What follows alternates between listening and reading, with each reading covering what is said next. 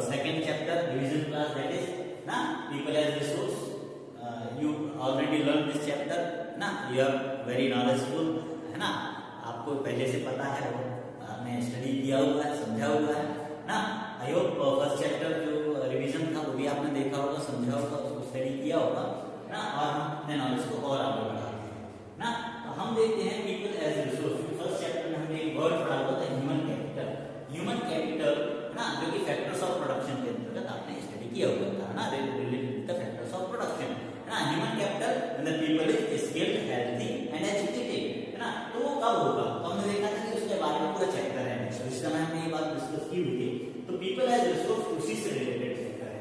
तो people it means population ना, how it is asset और how it is the human capital और how we convert people in capital ना, ये हम इस चैप्टर में समझने वाले हैं। पीपल जो है population is an asset rather than liability, ये हमें चैप्टर में समझने को मिलेगा है ना। ये हमें ध्यान में रखना है कि पॉपुलेशन इंक्रीज होना या पॉपुलेशन बहुत ज्यादा है ना, तो उसको हम कन्वर्ट कर सकते हैं एसेट में, प्रोडक्टिव पीपल ना, जो कि प्रोडक्शन कर सकते हैं गुड्स एंड सर्विसेज का है ना, जीडीपी में कंट्रीब्यूट कर सकते हैं, एजुकेटेड होकर हो सकते हैं, होके इनकम अर्न कर सकते हैं ना। क्यों? क्योंकि उनके पास हो सकता है, उनकी एबिलिटी होती है to contribute the creation GNP, gross national product है ना, देश के नेशनल प्रोडक्ट में, कंट्रीब्यूट प्रोडक्ट में वो पार्टिसिपेट करते हैं। Human resource is developed into human capital and human resource जो है कन्वर्ट हो सकते हैं ह्यूमन कैपिटल में। ह्यूमन रिसोर्स को हम ह्यूमन कैपिटल में पॉपुलेशन को कन्वर्ट कर सकते हैं। और भी हमने देखा, आप एग्जांपल से इसका इंट्रोडक्शन और समझ सकते हैं कि आपने देखा कि जो पीपल्स पढ़े लिखे हैं, दोज हु आर एजुकेटेड है ना, स्किल्ड है ना, and knowledge about the education है ना, वो ये चीज को समझते हैं, वो इस चीज को समझते हैं। फिर economic activities, man and women. Economic activities, these are three sectors of economic activities: primary sector, secondary sector and tertiary sector. What is primary sector? Primary sector related with agriculture, forestry, fishing, mining, इससे related primary sectors के work होते हैं ना। These are related with the ground level, और जो है जमीन से रिलेटेड कार्य जो होते हैं अधिकतर है ना, वो प्राइमरी सेक्टर में काउंट किए जाते हैं। Secondary sector is the related with the manufacturing activity. Manufacturing, जैसे आपने पालनपुर में देखा जैगरी मैन्युफैक्चरिंग होता था, तो मैन्युफैक्चरिंग एक्टिविटी सेकेंडरी सेक्टर में आती है। इसमें गुड्स एंड सर्विसेज प्रोड्यूस की जाती है, गुड्स प्रोड्यूस की जाती है ना, प्रोडक्ट बनाए जाते हैं। Tertiary sector is the service sector ना। टर्शियरी सेक्टर क्या होता है? Service sector. बगैर सर्विस सेक्टर के हम प्राइमरी और सेकेंडरी सेक्टर का वर्क एफिशिएंटली वर्क नहीं कर पाते हैं। तो जो सर्विस सेक्टर होता है, टर्शियरी सेक्टर, वो जो है बेस का काम करता है ना, हेल्पफुल होता है किसके? प्राइमरी एंड सेकेंडरी सेक्टर के। ट्रेड, ट्रांसपोर्ट एंड बैंकिंग, इसमें जो है सिस्टम होते हैं, इससे रिलेटेड बैंकिंग सिस्टम सपोर्टफुल होता है, ये सपोर्टिव सिस्टम होता है एंड सेक्टर के लिए, ठीक है ना। तो these three sectors are the basic for any economy ना। इसको टू पार्ट्स में और डिवाइड कर सकते हैं, these are two parts है ना, market activities and non market activities. Market activities comprises the perform for pure profit. Market activity वो होती है जो जब कोई पर्सन वर्कआउट करता है, एक्टिविटी करता है पेमेंट के लिए, रुपए के लिए और प्रॉफिट अर्न करने के लिए, these are the market activities। और वो मार्केट, वो एक्टिविटीज जो कि सेल्फ कंजप्शन के लिए प्रोड्यूस, जैसे मान लीजिए कोई फार्मर है, सिर्फ अपने सेल्फ कंजप्शन के लिए प्रोड्यूस करता है, तो नॉन मार्केट एक्टिविटीज यहाँ पर कहलाती है। और क्या, जैसे मान लीजिए हाउस वाइफ्स हैं, वो वर्कआउट करती हैं घर में, आप अपने छोटे भाई बहन को पढ़ाते हैं है ना, तो वो क्या चलाएंगे? वो इससे रिलेटेड क्या चलाएंगे?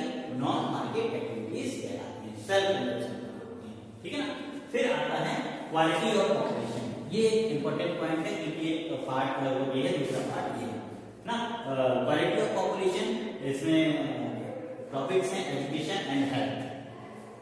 अब ये बहुत इंपॉर्टेंट टॉपिक है ना, क्वालिटी ऑफ पॉपुलेशन, क्योंकि पीपल एज रिसोर्स कब कन्वर्ट होगा, किस बेसिस पर पीपल जो है एसेट जो है बनेगा ना, लाइबिलिटी से एसेट बनेगा, कब कन्वर्ट होगा? जब हम उस इन्वेस्ट करेंगे हेल्थ और एजुकेशन में, उनको स्किल्ड बनाएंगे ना। अब वो कैसे बनाएंगे? एजुकेशन के माध्यम से। क्यों? Education contribute toward the growth of society. Education जो है सोसाइटी की ग्रोथ में काम करती है, कंट्रीब्यूट करती है। एनहेंस द नेशनल इनकम है ना, नेशनल इनकम जो ग्रो करने में मदद करती है एजुकेशन है ना, अच्छा होगा देश में, कंट्री में, तो निश्चित रूप से नेशनल इनकम ऑल्सो ग्रो, है ना। Cultural richness and the increases the efficiency of the governance, और गवर्नेंस की एफिशिएंसी भी इससे इंक्रीज होती है। तो एजुकेशन एक बहुत बड़ा फैक्टर है। ये कैसे हम मेजर करेंगे? लिटरेसी रेट से इसको मेजर कर सकते हैं। लिटरेसी रेट आपको कितना है मालूम? 74% लिटरेसी 2011 के अकॉर्डिंग। ये डाटा भी आप लोग लर्न कर लीजिएगा, समझ लीजिएगा, ठीक है। केरला जो है लिटरेसी रेट में जो है सबसे आगे है इंडिया में। ये आपने डाटा देखा हुआ था, समझा हुआ था। बिहार जो है बहुत पीछे है। तो ये सारी बातें हमने यहाँ पर स्टडी की हुई थी, समझी हुई थी। कुछ रिव्यू कर लीजिएगा, फिर डाटा लर्न कर लीजिएगा इससे रिलेटेड, है ना। कभी एक क्वेश्चन एजुकेशन पर भी बन जाता है, कभी ओवरऑल पर क्वेश्चन बन जाता है। हेल्थ पर भी क्वेश्चन बनता है ना, कि how can you say that और health is an indispensable factor of production, है ना। कि अभी नहीं है प्रोडक्शन का, क्यों है, कैसे है, तो क्यों है भाई? It helps a person to realise his potential, है ना। कि हेल्थ क्या है? किसी पर्सन को हेल्प करता है कि अपने पूरी क्षमता के साथ वर्कआउट करता है, प्रोडक्शन में मदद करता है, एबिलिटी टू फाइट करने से, है ना। और जो अपने पूरी क्षमता के साथ काम कर सकता है और वो किसी बीमारी से लड़ भी सकता है, ठीक है ना, स्वस्थ रह सकता है ना। और अनहेल्थी पर्सन क्या होगा? लायबिलिटी फॉर द ऑर्गेनाइजेशन, क्योंकि वो खुद भी काम नहीं करेगा और दूसरे 4 लोग उसको देखने के लिए चाहिए, देखने के लिए चाहिए, तो वो क्या हो जाता है? लायबिलिटी बन जाता है, ठीक है ना। ये जो है कि कुछ डाटा जो है इंडिया जब इंडिपेंडेंट हुआ तब से लेकर अभी तक क्या ग्रोथ हुई ना, हॉस्पिटल्स में वगैरह, ये सारे स्टडी हम यहाँ पर कर सकते हैं। डिटेल्स भी आप देख लीजिएगा। कुछ और टर्म्स हम यहाँ पर पढ़े थे जिसमें हेल्थ को मेजर कर सकते हैं, जैसे लाइफ एक्सपेक्टेंसी वर्ड आपने पढ़ा हुआ था, ये आप इसकी मीनिंग समझिएगा। और एक वर्ड पढ़ा हुआ था IMR, इन्फेंट मॉर्टेलिटी रेट। क्या होता है इन्फेंट मॉर्टेलिटी रेट, है ना? इन्फेंट मॉर्टेलिटी रेट, है ना, कि जो चाइल्ड, है ना, बिलो 1 ईयर, है ना, चाइल्ड जो होते हैं उनकी डेथ रेट क्या है, वो इन्फेंट मॉर्टेलिटी रेट शो करती है। ये सारी चीजें डेथ रेट और बर्थ रेट की हमने स्टडी की है इसके अंतर्गत। ये सारे मेजरमेंट होते हैं हेल्थ के। तो हेल्थ एंड एजुकेशन। फाइनली हम लास्ट टॉपिक पर आ गए हैं। जो लास्ट टॉपिक है अनएम्प्लॉयमेंट, देखिए रिवीजन कर रहे हैं आपका people as resource, chapter number 2 economics. What is unemployment? Unemployment क्या है बेटा? अनएम्प्लॉयमेंट एक इंपॉर्टेंट टर्म है इकोनॉमी के लिए। ये इसलिए जानना जरूरी है कि इकोनॉमी में जो वर्कफोर्स, जो काम करने वाले लोग हैं ना, वो कितना है और कितने लोग ऐसे हैं जो काम करना तो चाहते हैं पर काम नहीं कर पाते, उनको काम नहीं मिलता, तो फिर क्या हो जाता है? वो बर्डन होते हैं इकोनॉमी के लिए ना। ये प्रॉब्लम्स हमारे देश में क्रिएट हो सकती है और होती है, जनरली किसी भी इकोनॉमी में होती है। इसलिए हमें ये टर्म पढ़ना बहुत जरूरी है, अनएम्प्लॉयमेंट। तो ये टर्म जो है अनएम्प्लॉयमेंट क्या है? Unemployment exist when people who are willing to do work, people who are willing to do work, जो काम करना चाहते हैं, है ना, at a going wages can't find job. वर्तमान जो मजदूरी का दर चल रहा है, मजदूरी का रेट जो चल रहा है, उस पर वो काम करने के लिए तैयार हैं। They wants to do work but not get work। ऐसे कई लोग होते हैं जो काम करने के लिए तैयार होते हैं पर उनको काम नहीं मिलता है, तो वो अनएम्प्लॉयमेंट की कैटेगरी में आते हैं। अब ऐसे लोग हैं जो काम करना ही नहीं चाहते, वो अनएम्प्लॉय नहीं कहलाते हैं, है ना। Those person who do not want to do work, है ना, बिल्कुल काम करना नहीं चाहते हैं, है ना, बहुत पैसा है, है ना, तो नहीं करना है, काम तो नहीं करना है, तो वो अनएम्प्लॉय नहीं कहलाएंगे, भले ही वो वर्कफोर्स के अंदर आते हैं। वर्कफोर्स क्या है बेटा? हमारे देश में रूल्स के अकॉर्डिंग ना वर्कफोर्स जो है अब 15 ईयर्स टू 59 ईयर्स के बीच के जो पीपल्स हैं वो वर्कफोर्स के अंतर्गत शामिल किए जाते हैं, मतलब वो काम कर सकते हैं।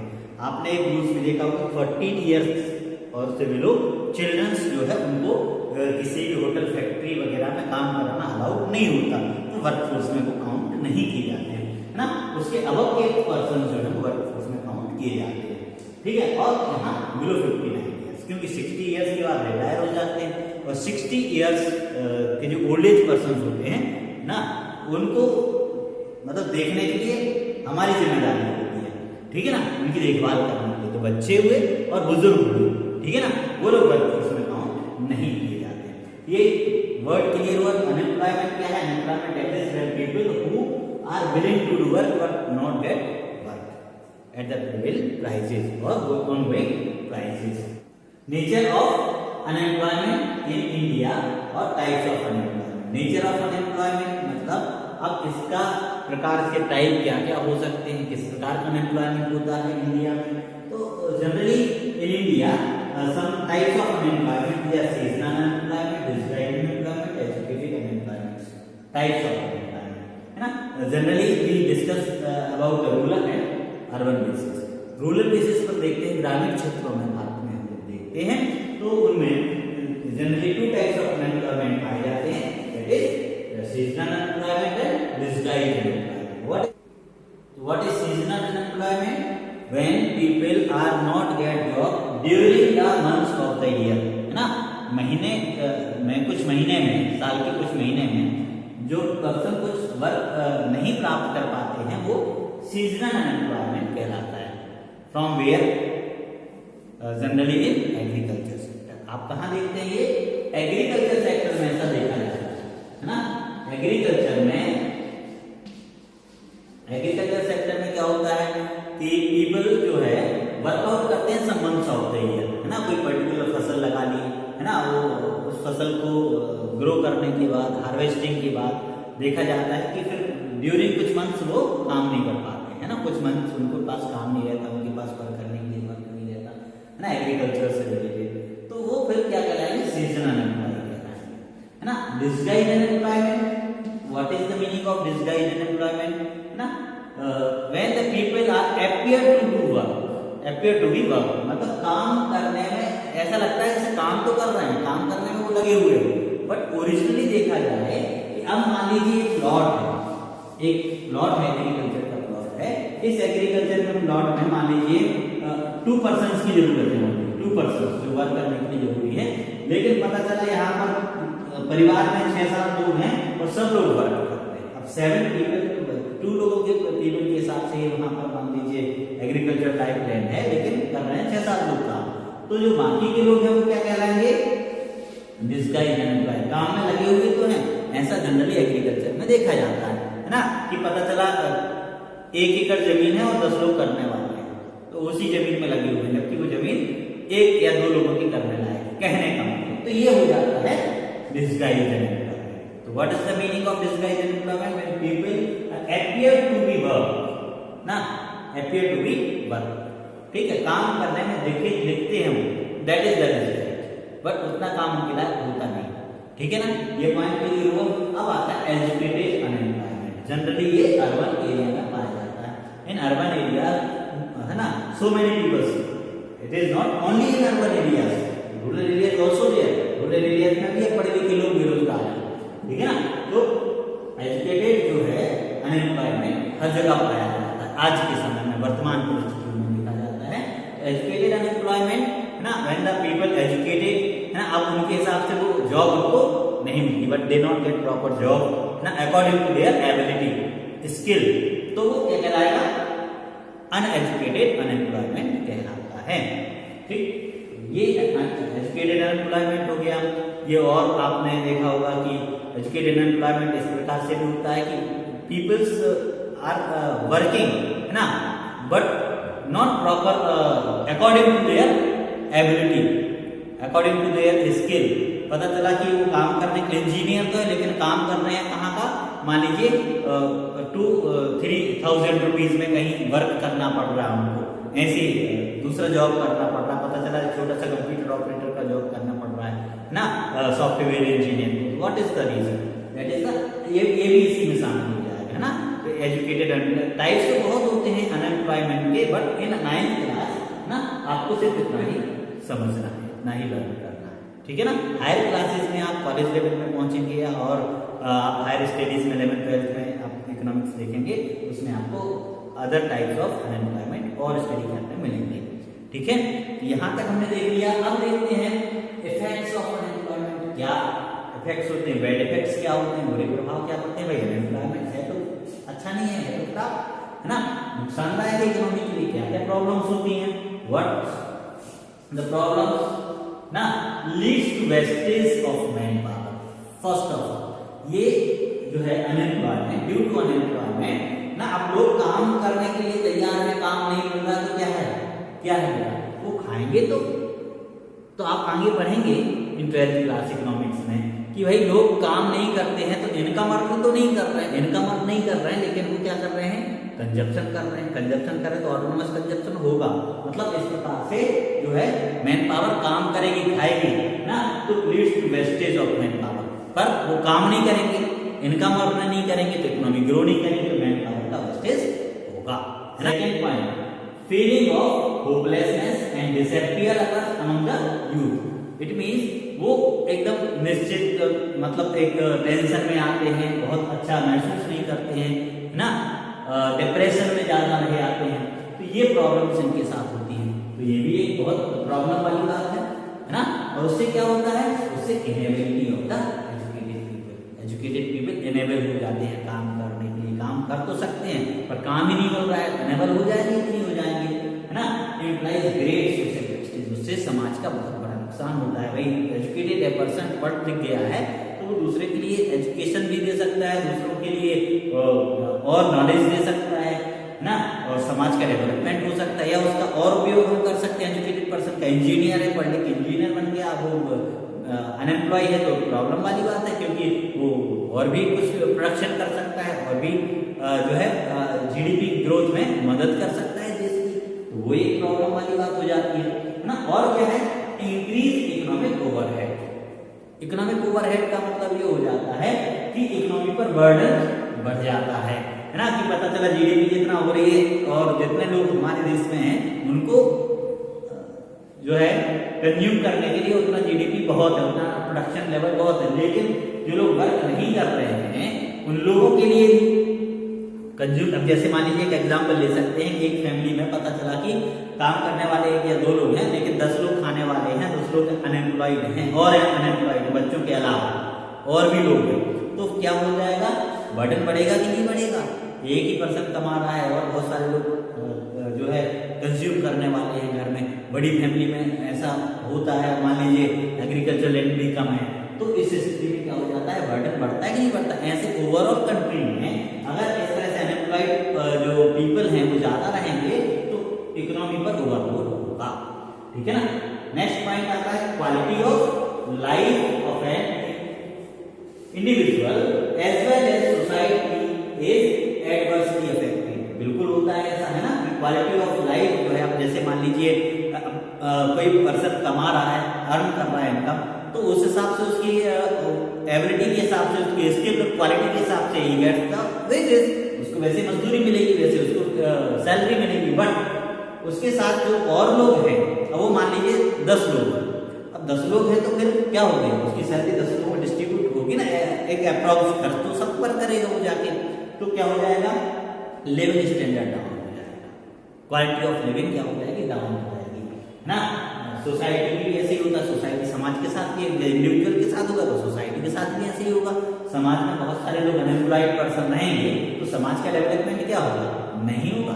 विलेज लेवल में भी आप देखते हैं, विलेज में अगर मान लीजिए इंडस्ट्रीज अच्छी लगी हुई है ना, लोग ज्यादा सर्विस भी कर रहे हैं, लोग एम्प्लॉयड हैं, बेरोजगार कोई नहीं है, तो डेवलपमेंट वहां होगा, क्योंकि इनकम वहां आएगी।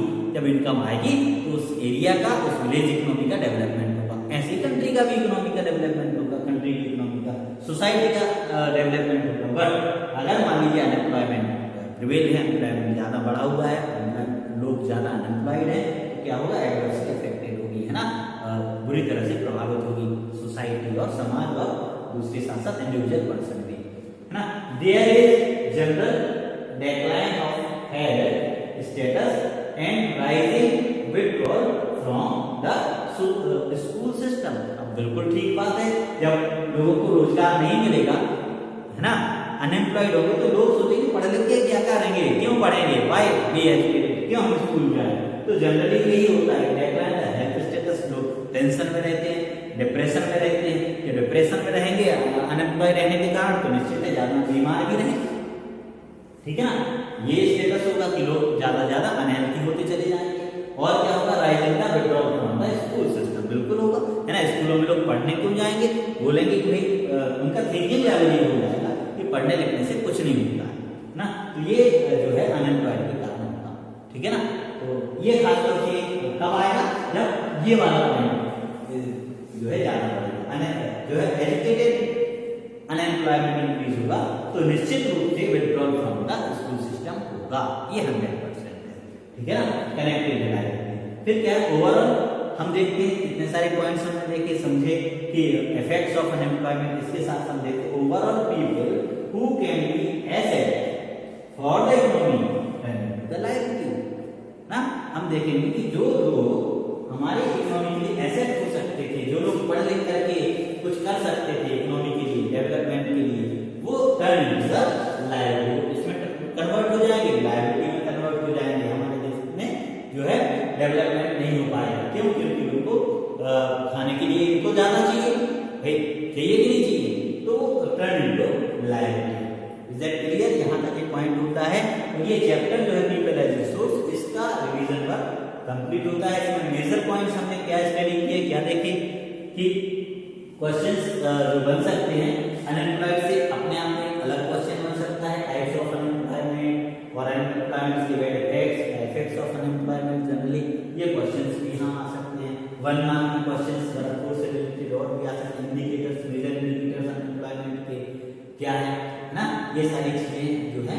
और क्या आ सकता है कि आपने जो और चैप्टर में अभी जो रिवीजन कराया, ओवरऑल चैप्टर आप ठीक से पढ़ लीजिएगा।